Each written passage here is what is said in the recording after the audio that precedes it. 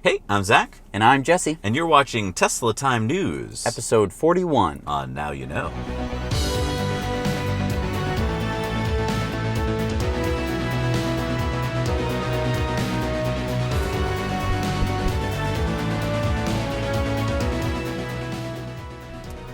Hey everybody, you're watching Tesla Time News, but don't forget that every Monday, In-Depth comes out. So we had an In-Depth that came out yesterday. Go back and watch those In-Depths. There's plenty of cool information in there. It's on Model X safety, so yes. You definitely want to check that out. That's a new news item that came out this week, but we covered it in depth. All right, so everyone and their grandmother has been contacting us about Ubitricity, the lamppost chargers. Yes. This video came out from Fully Charged, and we want you to go there and check it out because we love Fully Charged, and he did a great job covering the story. We really couldn't have done a better video on this. No, because he flew to England and he flew to Germany. I think he lives in England. True. And he also flew to Germany right. and did a great interview.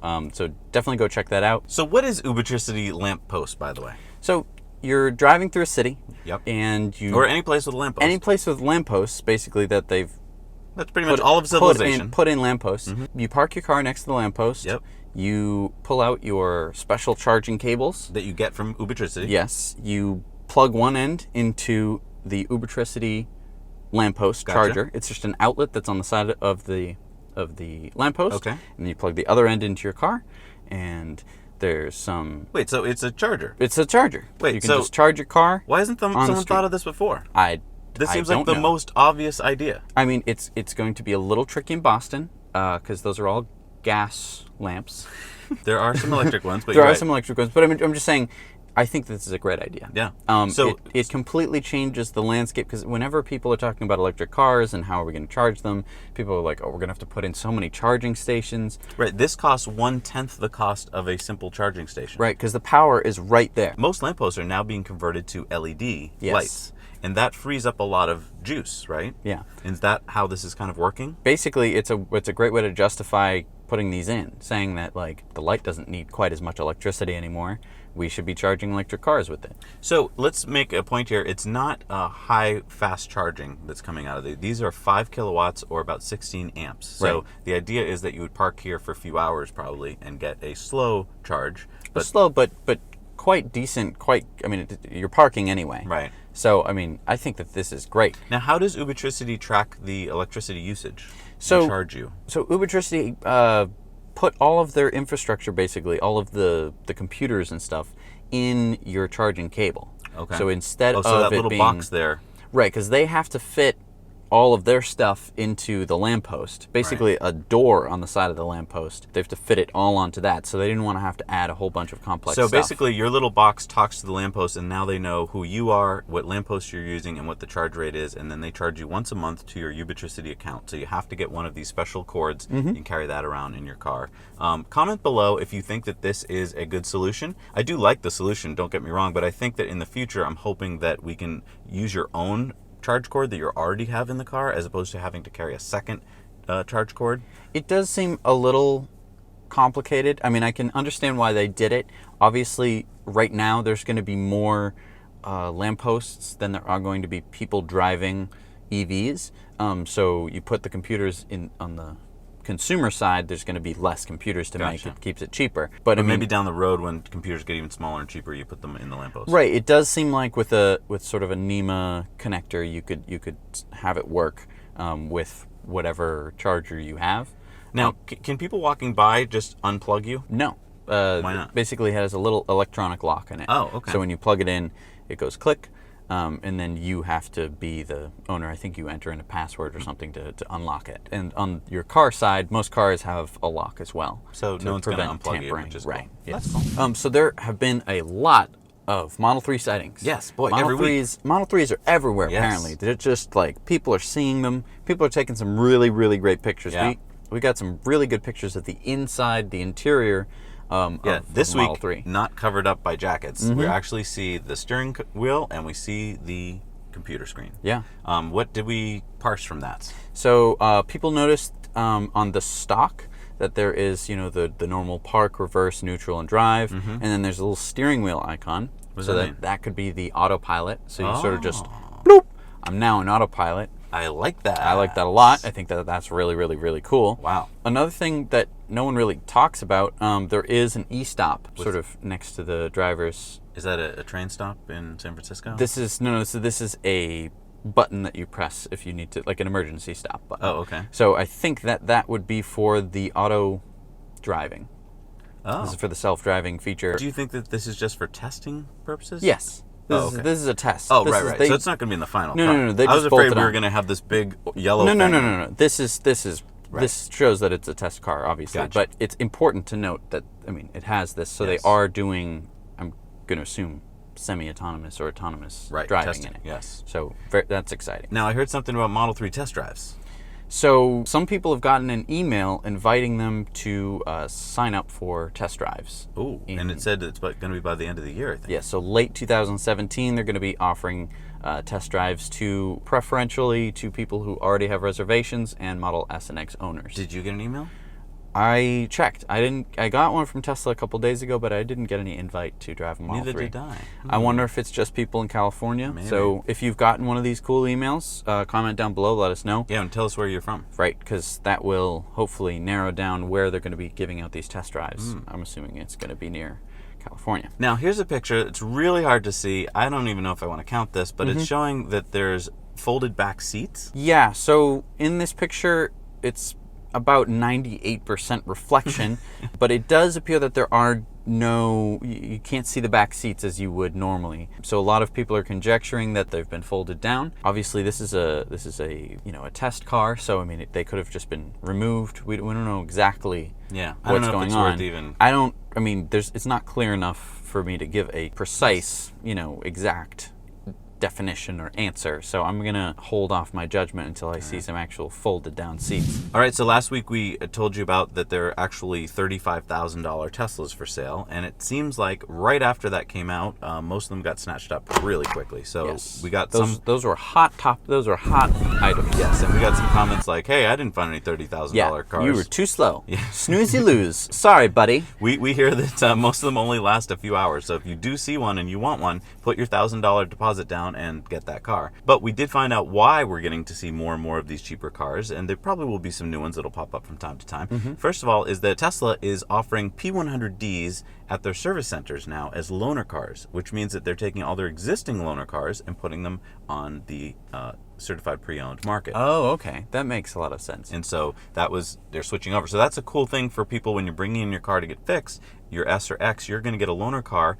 that's probably going to be a P100D. Wow, so that's, even if you buy one of these $35,000 Teslas Right. and it has to go in for service, you're gonna be able to drive a P100D ludicrous. Right. Well, I don't know if they'll all have ludicrous, but Some of them will. Some will. That is exciting. So it'll definitely, I think it's probably to entice people to want to splurge a bit more and maybe trade in their 60 for a P100D ludicrous. and they're offering certified pre-owned or used cars in more countries now. So if you're in another country besides the U.S., please let us know if you're seeing certified pre-owns in your country, because it's interesting to see that you can start to find these all over the place. Yeah. All right. So if you are thinking about getting a Model S or Model X, there's a really good reason to get one by the end of this year. Okay, what's that? If you are currently a Model S or X owner and you're thinking of getting another one and you want free unlimited supercharging, December 31st is going to be the last day that you're going to get one. With free. You're going to be able to get one that has free unlimited supercharging. Gotcha. Likewise, if you are not a Model S or X owner and you would like to purchase an S or X and you're going to use someone's referral code, it would imply basically by this that the referral program will change after this year and that unlimited supercharging will no longer become sort of a perk that can be handed off from the referrer to the referee. Gotcha. So Tesla must be doing this to boost S and X sales prior to the Model 3 fully catching hold. Right, and then I think they're going to probably wean that off quite quickly after 2000. So basically, 2018 models, probably you're not going to be able to find one with unlimited supercharging. So keep that in mind. If you're interested, get on that. Start buying them. Multiple, as many as you can. Stock up. Stock up, because they're, you won't have unlimited supercharging anymore. So here's some little tidbits about the Audi e-tron series. We've just gotten a sighting of the e-tron Sportback. Now, what is the Sportback again? So Audi was coming out with basically the e-tron Quattro, which is a Big SUV? Big SUV. And the e-tron Sportback is going to be a smaller SUV. Like a Model Y. Yes. So we're thinking that it'll probably compete with the Model Y. They unveiled the Sportback in Shanghai in 2017, and Audi confirmed that they plan to bring it into production in 2019 as the second vehicle in their premium all-electric e-tron vehicles. So the Sportback will have similar specs to the Quattro, right? It'll have a 95 kilowatt hour battery pack. It's supposed to go 300 plus miles. It'll have a 320 kilowatt motor, just in a smaller format. So the Quattro is going to compete head to head with the X. The Sportback will compete probably head to head with the Y. Right. Interesting. Now, Audi announced that their Brussels plant, where they're currently making ICE cars, is being converted over to make electric motors and probably make the Quattro series. Yeah. Now, I mean, we should take everything that's happening with a little grain of salt, I will say, because they have been talking about electric cars since like 2007. Like, True. For years and years and years, Yeah, they've been hinting at this. They promised e-tron. they promised it by 2012, I think. Yes, and that never happened. Well, it was a hybrid. It was a plug-in hybrid, right? So I mean, it's with like a 8 kilowatt battery, so Right. it's kind of a joke. I mean, they're finally getting the whole This is skateboard. finally going to be a fully electric, skateboard car. A skateboard meaning that the battery pack is in the floor of the car, which gives you so many huge advantages. As we've seen in our in-depth, you get a huge safety bonus because now you have this huge rigid member all along the bottom Right. of the car. You don't have to rely on a frame or anything like that. Puts the center of mass nice and low. I mean, so it's going to be, I think it's going to be a pretty cool car if/when it comes out. Now, didn't Audi recently, one of their dealers in Germany recently ran a billboard? What was that billboard? So this was for the e-tron Sportback, which is kind Which of isn't interesting. even out yet. You can't get it for another 2 years, and it said it's a must-have. So I mean, Musk a have? must-have. So Musk have making fun of Elon Musk? I don't know if they're making fun of Elon Musk or if it's a nod to Tesla or Is if it it's just to get press? Like, I think it's a story to get press, and oh wow, what do you know? Here they go getting how some can you press. must have something that isn't out yet Yeah, I don't know. and isn't going to be out for a long time? It's a mystery. It's weird. All right, so the Fisker EMotion is a really cool, sexy-looking car, and they've been tweeting lately about some of the cool things that are coming out about the car. But what's the big? What's is it hype? Is it real? So they're saying a lot of stuff about this car. They're making a lot of claims. This is a $130,000 starting price car, right? Yes, this is not a cheap car. Well, here are some of the claims. They're Okay. claiming that it's going to have a 400-mile range. Oh, so more than the Model S and X have now. Right, so it's going to be either a 120 or 130 kilowatt hour battery pack. But I thought they were using some new graphene kind of battery technology, They might be moving towards that, but not when they first come but out. not when they first come out. It's Oh, going so to be they kind of lithium-ion. nixed that. Yeah, I think because you can't make it yet. That makes it more believable that the car will actually happen. Okay. Didn't they Car. say something about being able to charge the battery in 9 minutes? They did say that you could charge the battery in 9 minutes, but what you can actually do is add 100 miles in 9 minutes at special charging places. What are the special charging places? There are not very many of them, so I don't care. Because if I can't, from my house, get to one of these special 9-minute charging places, which is not even 9 minutes, I mean, this basically, it sounds like a supercharger to me. Wait a 'Cause, I mean, minute. It's going to have a 400-mile range. You can charge 100 miles in 9 minutes. That's only a quarter of the battery pack. They made it sound like you could charge the whole battery pack in 9 right. minutes. They say, So that's misleading. It's very, very misleading. Because so, you can charge in 9 minutes at a supercharger. You can get dozens of miles into your car. Oh, I mean, yeah, you can get probably close to 100. Right. Especially when you're at the low end of your Right. battery pack. And of course, they're probably talking about the 0 to 100 miles, Right. which is the fastest charge rate. All So, right, what about the doors? This cool picture of the doors opening. so this was from an April Fool's post Oh. where they claimed that it was going to have level 6 autonomy, which doesn't exist, and all this other pretend stuff. I don't like this whole kind of like Overhyping? vaporwary, overhyping kind of stuff. I mean, there's a lot of stuff that it sounds like they're going to have to cut back on. I mean, the 9-minute charging, first of all, isn't 9 minutes, which puts a bad taste in my mouth. And then second of all, it's only at specific places that you can do this, which Right. again, it doesn't make me feel very good about wanting to put down $130,000 on this car. Also, we don't know if the doors are going to look like they do in the picture because it's an April Fool's post. But even if they do this, those doors would mean that you'd have to park really far away from any other cars. Like, you'd have to have your own little section of the parking lot. Right. Because they're only hinged in one spot. It seems like they saw the Model S one day and were like, oh, that's what we should go after. And weren't thinking about the broader range of all the other kind of car, like making actual cars. They just were like, let's go after the luxury market of high-end electric cars. But I wish them well. I hope they can do it because, it's not a bad starting price point for a luxury car, but... but this is a high-end luxury car. That is not a cheap price for a car. No. So, I do wish that they would focus on more of like a Model 3 design where it's more affordable to the masses instead of I think they need, just like Tesla needs, they need the high-priced cars to fund their operations. Unfortunately, I think that space is already being taken. Maybe, but they haven't like put any plans of like, we're going to make a lower-priced car. And that's kind of, I don't know. Yeah. So Hong Kong used to have an EV incentive, and it worked pretty well. EV registrations in March of this year were at 2,964, which is Hong Kong. It's not not that big. Right. All but 20 of these cars, by the way, were Teslas. In March? Wow. Yes. So this was a 30% to the increase to the EV fleet. Wow. So, which is huge. That's great.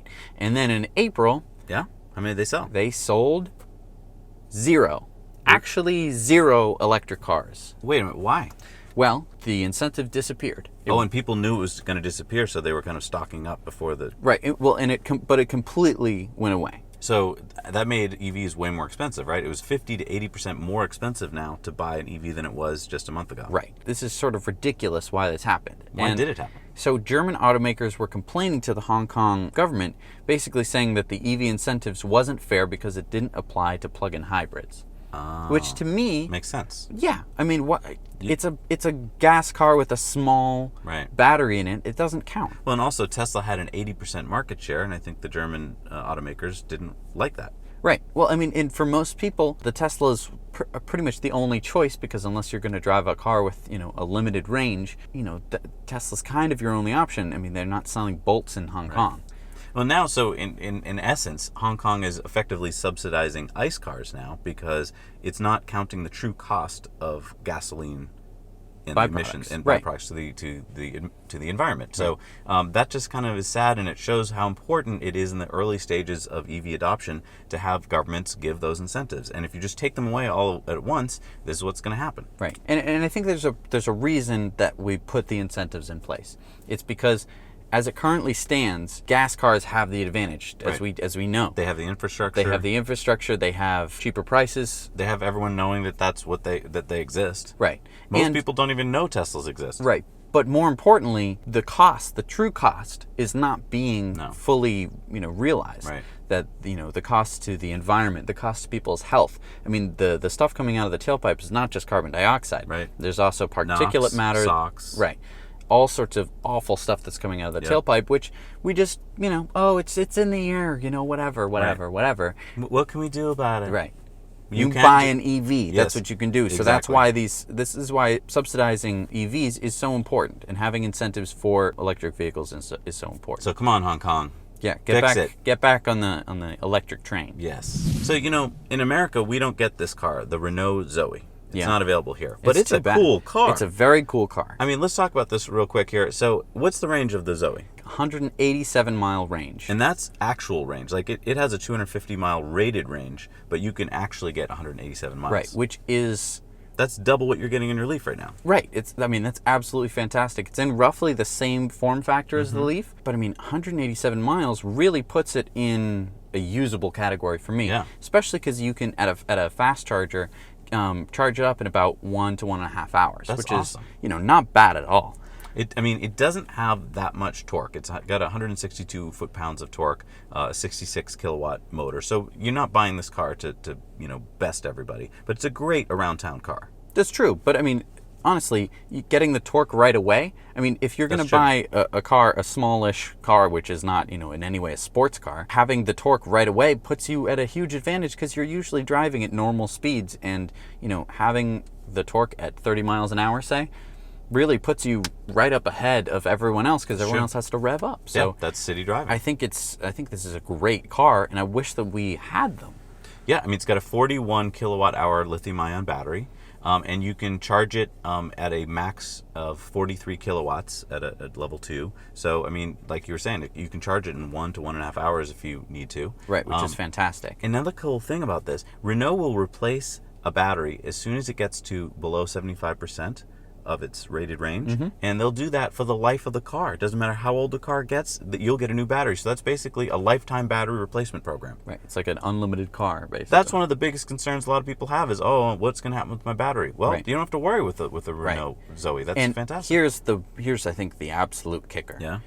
The price. What's the price? Starts at 23,700 euros and, Wow. and tops out at 28,100 euros. Was it fully loaded? Fully loaded. Wow. It's still cheaper than a Model 3. And that's before government discounts. This is before any incentives. Wow. And so I heard you can also lease the car from Zoe. Yes. From Renault. Yes. I mean, for 69 euros per month for the 17,500 kilometer per year. Okay, that's not much range. No. 79 for the 30,000 kilometer.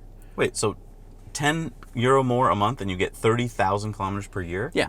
Or if you really want to travel, 119 euros for unlimited kilometers per year. Oh, wow. I can see why it's now got a 14.7% market share in Europe. And in fact, in France, where Renault is based, Yep. they have over 70% market share in the EV market. Yeah. I mean, This is a cool car. this is a cool car. I want one here. Yeah. I mean, I don't know what I'd have to do to get one. Come on, Renault. But having double the range of my Leaf Yeah.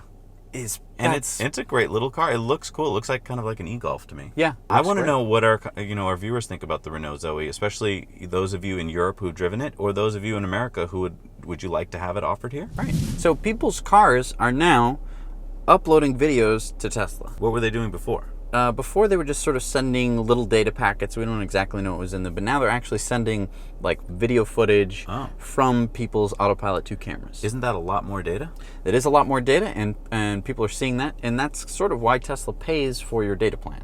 Oh, because they are taking the data. Right. You are going to be able to listen to our podcasts on your car, but at the same time, Tesla's going to be able to, take little snippets of your daily drive and use that, sort of input that into its neural net computer. So we're talking about 50,000 cars that have Autopilot 2, and they are now grabbing video packets. Yeah, so not Autopilot 1 cars. Right. Autopilot 1 has, as we know, the mobile eye, and that's sort of set. That's what it is. Right. It can't advance anymore. Autopilot 2 is going to be constantly updating and upgrading as basically as more data gets collected, it can get crunched, it can get then, interpolated and intercalated and, thought about and basically turned into better learning algorithms and stuff like that. I mean, it can be used in learning algorithms, and it can know how to drive better. Cool.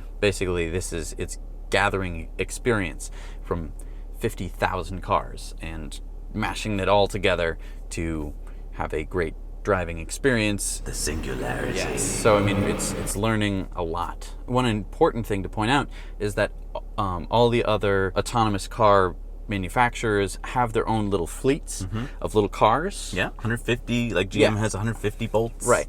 What Tesla's That's doing cute. is Very cute. they're selling. Tesla is selling these cars to you. You now are Right. driving a car. You're working which for Tesla. Is learning. You know what else is cool? What? Tesla has a victory in Arizona. Oh, awesome. What's this a victory about? Well, so Tesla already had 2 service centers and a gallery in Phoenix, but they weren't able to operate full stores until recently. They took a similar approach that they took in Utah, which was they tried the legislative approach. They tried to get a new law passed. Didn't work in the States, so what did they do? Lawyered up.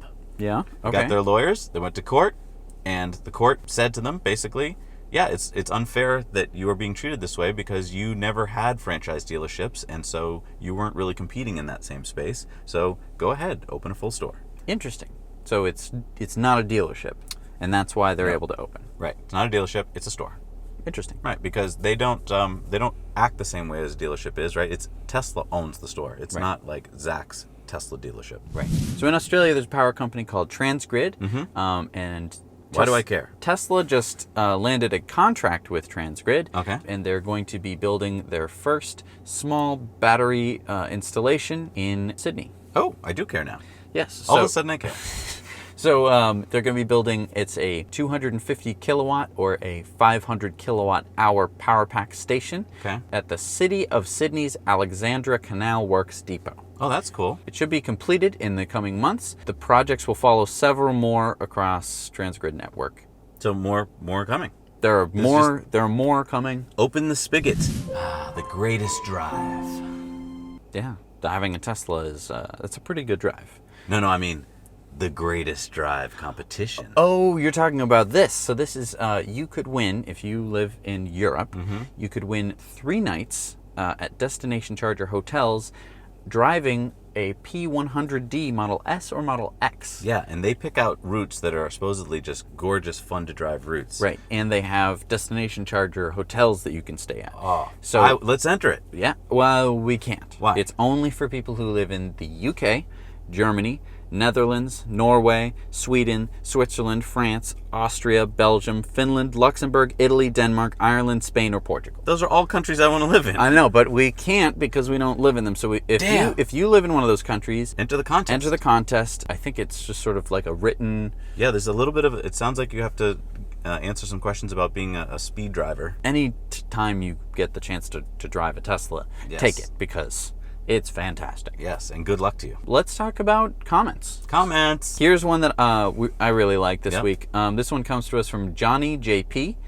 He said the Model S is wider, so Model 3 is not going to have the same interior size. Because last week we said that one of our viewers showed us that the cabin was the same size if you look at the car from the side. Right, but we forgot about an entire dimension. It's width times height times depth. Yes. I forgot that dimension. Right, so we forgot about that one dimension. So this means that in the Model 3 we're going to be like this? I don't think we're going to be, it's not going to be like quite as tight as, maybe a clown car or something like it, but it is going to be a little bit smaller. So I feel like in the front seat, not going to really have an impact on the comfort of the driver. That's true. You can just sort of scoot us a little bit closer together, and we have some room between us. Right. We actually have a lot of room. But in the rear seat, if you were trying to put 3 adults, maybe you would be a little bit, shoulder to shoulder. Right. And I mean that's a really good point. That's par for the course for most cars. You know what I love about our viewers is that they keep us honest. They're not just going to buy everything we say. No, it's true. They're thinking. They have got their your own thinking caps opinions. on. It's very important. I love that. Keep your thinking That's caps. what's different about the news. Like when I grew up with the news, the NBC News, whatever. Right. You couldn't tell Tom Brokaw what you felt about the story. That's true. He wasn't going to listen to you. No. Right. He just read off the teleprompter. Right. And that was it. Right. The difference between us is we read off the teleprompter and we get your views. Right. It's true. Keep sending them in. Thank you so much. Thank you so much. All right. So we've got some Superchargers. We got some Supercharger reviews. We got a lot of Supercharger reviews from one guy. Oh yeah. This is. I just want to give a huge special shout out because we're getting little bits, little Superchargers which are awesome. Here, there, and everywhere, which is great. But I love seeing different parts of the world. But Alad in the UK, what did he do? He went to I think 7, 10 Superchargers. I don't know. He drove from Warrington in the northern part of UK all the way down to Winchester in the southern part, and he got this for us. This is Winchester Supercharger. It's 2 stalls. It's in the car park of an out-of-town Sainsbury's supermarket. Nice to see one of each parked at the stalls. Well, this has to be one of the most picturesque Superchargers, Norton Park Hotel. Warwick Services, 8's Bay Supercharger. 1 customer today.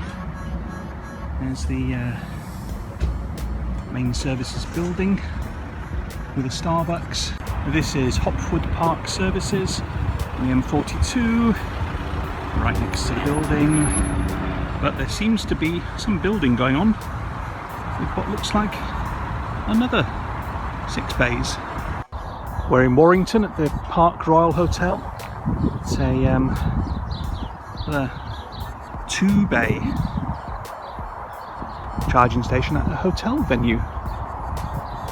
It's about 2 miles from the M56 motorway. Wow! Now I don't even think we had time to put all of his reviews in this week. Right. There are next week we'll show some more that we're going to have to show. Also, let's just quickly show a couple others that we got this week. Okay, just, cool. not from Aled. Just wanted to, let you know that he didn't go all these other places. Yeah, these are great too. Yeah. Hi, it's Daryl, and I'm at the Supercharger in Hamilton.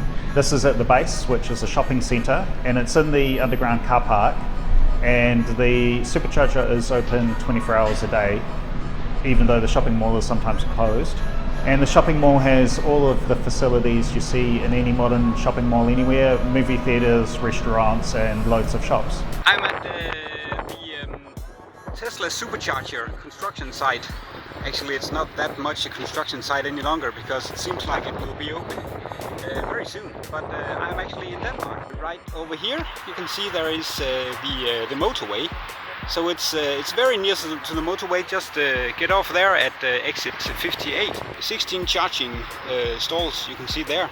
So it's very exciting, and I guess it will be opening very soon. So wonderful, wonderful work. I love getting these. If you want to do this, It's pretty easy. Yeah. Take your phone. Go to a Supercharger, take your phone, make sure that it's landscape. You're holding it like this, not like this, because the video records like this. Right. And if you notice, if I hold this up, this is what you see. That's what you look at.